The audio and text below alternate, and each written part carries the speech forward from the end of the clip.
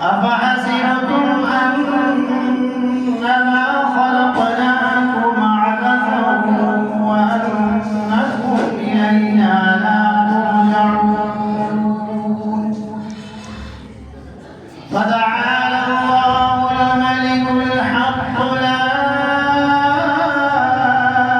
إله إلا هو رب العرش الكريم ومن يدع مع الله